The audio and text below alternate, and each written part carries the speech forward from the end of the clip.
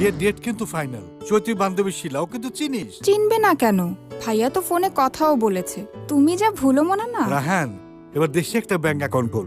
ভাইয়া, bank account বিয়ের কাবিনের জন্য জাতীয় পরিচয়পত্র করতে হবে। আমি তো বিদেশে থাকি, আমার জন্য? হ্যাঁ ভাইয়া, কিরে, জাতীয় পরিচয়পত্র করতে চলো। কোথায় যাব রেজিস্ট্রেশন করতে? চলো নির্বাচন অফিসে যাই।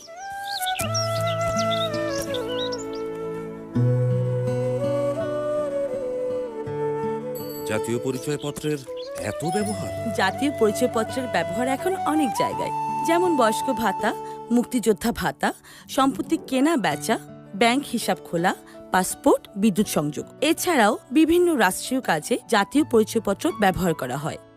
প্রবাসী বাংলাদেশি নাগরিকগণ যে কোনো সময় দেশে এসে নিকটস্থ নির্বাচন অফিসে গিয়ে জাতীয় পরিচয়পত্রের জন্য নিবন্ধিত হতে পারবেন।